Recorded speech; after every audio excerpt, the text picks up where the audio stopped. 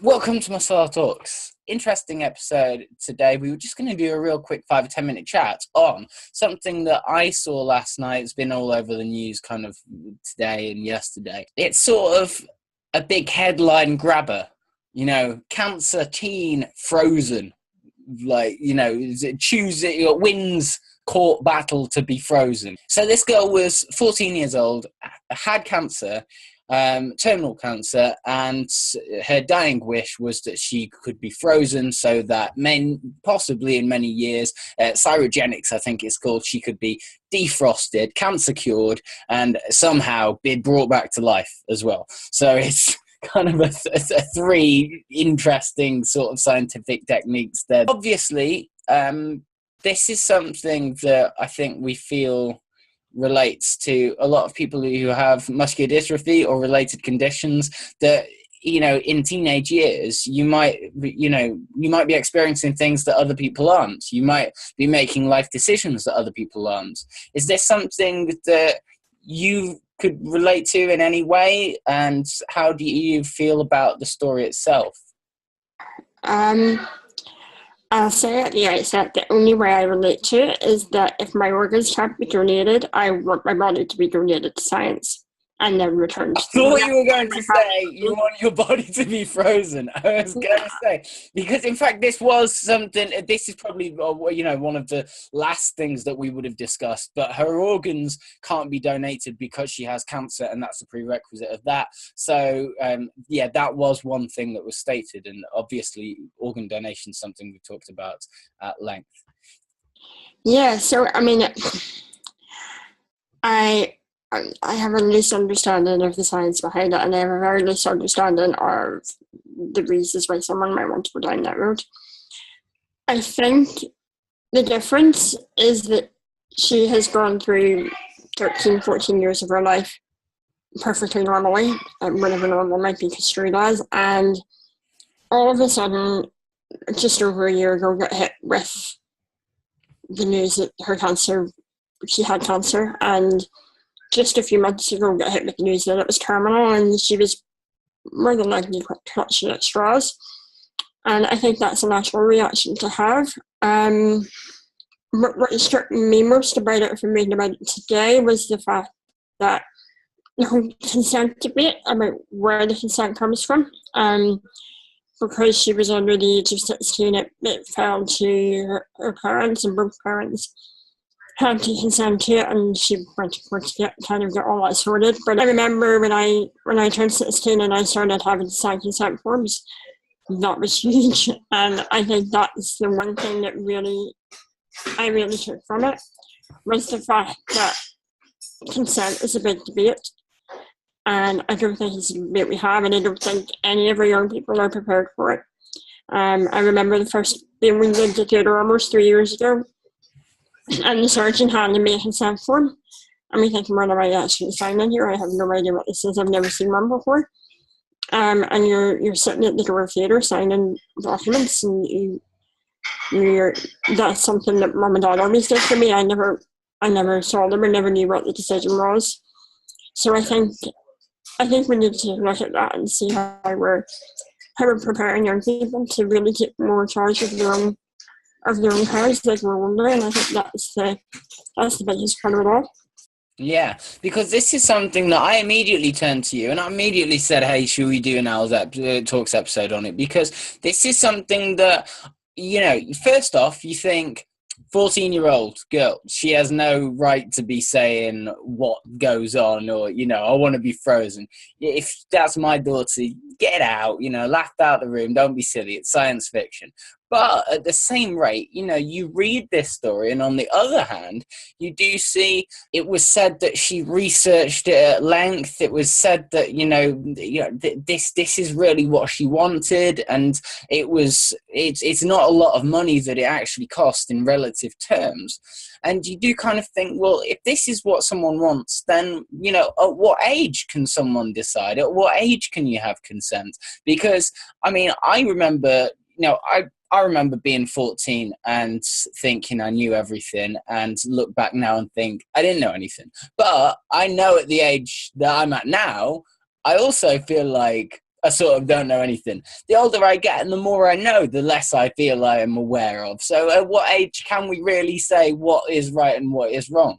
I think it's easy for us to say 14-year-old, she doesn't have a clue. And it's easy for us to debunk ideas and say what we think. But, what's your view on someone who has a terminal illness being able to decide what's right for them? Because in fact, it's probably worth saying her father didn't want this to happen, and even though he was all right with it in the very end, that's why it was taken to court, so that she could get the judge ruling in her favor.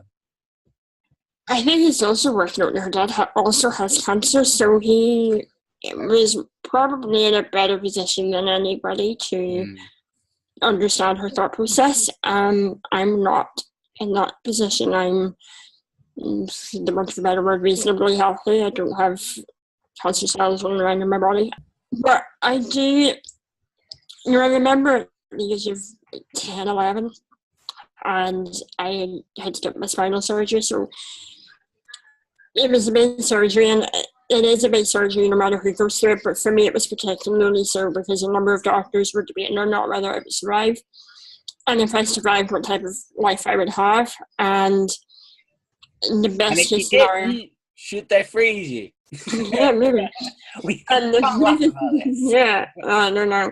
And the biggest and probably most reliable prediction that they had was that I would need tracheostomy. I spent several months in ICU and would be flat on my back the rest of my life. And that it would be really reduced, although prolonged compared to where I was at that time, because I really wasn't well. And my consultant came in, and I'd known her for a long, long time. My family had known her from the very beginning with Martina, and she turned to me and said, "Michaela, what's your understanding of what you might be like after the surgery?" I said, "Fine."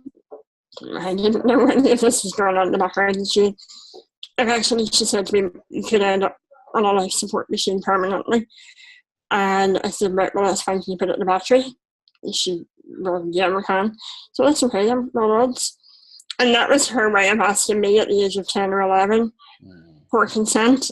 And it was something that, as far as I know, Mum thought quite hardly against. She didn't want me to know the full extent of the discussions that were going on. So I understand that at the age of 11, I really probably didn't want the surgery, but I knew my mum wanted me to have it, so I was going to do whatever I had to do to make her happy.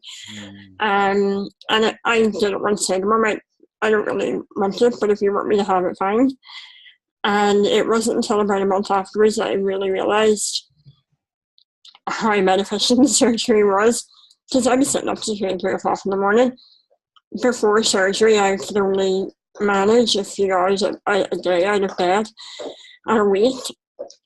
So I was very actively on a downward slope. But if it had been left up to me, I probably would have said no. I would have said no to that surgery, and that wouldn't have been the right decision. And I'd be dead now, I wouldn't be here. So you're sort of saying, because she was 14, because of her, she had very little life experience. Maybe she was, more easily susceptible to science theories, science possibilities, and because maybe she was having her life taken at a very early age and just wanted more and wanted to live longer and wanted another chance, then she's going to be susceptible to, well, abuse, you could call it. And for that reason, you think it's not something that should have been granted? I'm not saying it shouldn't have been granted. The judge in his ruling said that he was not in any way making a ruling about whether or not she could be frozen, or carried on nothing frozen, but it was up to her family to make the right decision for her at the end of it all, because she was too young to make a will, and probably rightly so. But I think it's really, really important that that we as kids, we're often called genetically fragile kids. I hate that word, but we're kids growing up, and the future is so uncertain. We very much live day by day, and I think it's important that the kids understand what the future may or may not hold. and what their options are, because there are always options. And it's up to each individual family, and each individual person to make up their mind as to what's the best thing for them. It was like me with my portahat. The general medical opinion was that my portahat was going to pose no threat to my life, and probably putting me through surgery was going to pose more threat. I wanted it out because I was done feeling the way I was feeling, and they took it out. There was a much more severe bacteria in there, so we as a family, I'm lucky enough I didn't have to make that decision on my own. Mum and Dad were there at all times, and we actively discussed all the different potential outcomes, and I'm glad we kind of took the route we did and got rid of it, because otherwise we were not really sure what would have happened. And the bacteria, that I agree, hasn't been seen in a human before, so who knows where that would have landed me. And that's another example of where we all have to work together with medical professionals to really find a way to make the right decision at the right time. Yeah. And that's not always the easiest thing to do. And the same stands for everybody, I suppose. It doesn't just apply to us. But definitely, I think the consent issue is a big one, and me as a young person growing up wasn't prepared to be making huge decisions the way I was a year after I turned 17, 18. Yeah. Now, for me, I think looking at the story in more detail, I guess what I could say for sure and with clarity is that I was just saddened that, the end of life process is such an emotional time, and for an end of life process to be filled with this kind of, a court battle as to this kind of thing, it just didn't sit right with me. It didn't sit well with me. And, I'm in no position to say what should have been done or what shouldn't have been done. But I just found the story quite saddening, quite upsetting. And yeah, that's all. See both sides completely in their entirety, and I don't know what I'd have done if I was the judge in that situation. I don't know what the right way to go about it is, but I think more open discourse, more open chat, more open talk about what's right and what's wrong. Perhaps these companies that freeze bodies shouldn't even be allowed to exist. I don't know the science behind it. I've looked into it, and that it seems to be very, very thin, even science fiction, as we could say. So perhaps they shouldn't be allowed to exist. Perhaps they are taking advantage of vulnerable people. But that's definitely not something I can say, and I don't even know what the right way forward is. I mean, they know that they don't know how to reanimate a body, and they know that those who are being frozen don't have a cure for whatever it might be that's going on. Yeah. Simon Cowell once famously said that he wanted to be frozen after death. Really? And, yeah. And all the people we need in 1,000 years' time bringing back. Simon Cowell. The world's still here. Don't bring But he famously said that, and said that he believed that in thousands of years, or hundreds or thousands of years of time, scientists would figure out a way to bring everybody back to life, which would just lead you on a totally overpopulated world, and more property and more super rich, and I'm not having any of that. But I do think. Well, in fact, if we just move away from the ethics of it for 1 second, there was a very interesting scientific thing put forward that said, right, okay, so you can cure cancer now in the future, so you can cure the cancer on this body, but now you've got to reanimate the body. You've got to bring the body back to life. So not only do you just have to cure cancer, you have to find a way to bring dead people back to life, and that is seemingly like unfathomable. So I don't know, but yeah, that's. Science is long and complicated, and we know we can reactivate the nervous system. We can't reactivate life. The nervous system, like we first like jump reading, that's pretty simple and easy to do, but it's the rest of it that follows. Hmm. What type of life would they have? Would they remember anything of their previous life? Would any of this? We don't know, and that sets me on an uneasy ground as someone who is very actively interested in science. And I don't know that if I had done genetics and had gone through the science world the way I planned to, that I would support it in any shape or form. But it's an individual choice, and I do think that dying is not a straightforward or nice process. So to have this all thrust into the spotlight is not a kind thing either. I don't think. I think it's important that we all discuss our deaths, because at the end of the day, it's going to happen. Whether we're frozen or not, it's coming. So I do believe in people more actively discussing their death, whether, and that's not necessarily a grim thing. We talk about it all the time here, and I've got everyone under strict orders. If anyone shows up in black at my funeral, they have to be handed a bright coloured sheet around themselves, or they're not getting in. So that's one of my things about it, and that's just me. But I suppose I've grown up around death so much that it becomes less of a shock, and that's maybe a sad thing in itself. But I do think we need to show compassion towards this friend, because I think her family are grieving and they will be seeing with the discussion going on, and I don't think it's for any of us to say what's right or what's wrong, or whether it will work or whether it won't. Yeah. I think at the end of the day, her wishes were that, and that's the way it is, and that people need to be more aware of the issue around consent as well, and make sure that people are making fully informed consent and not consenting to something they're not fully aware of. Which she seemed to be fully aware of it. Yeah. Michaela, wonderful episode of Muscle Oil Talks.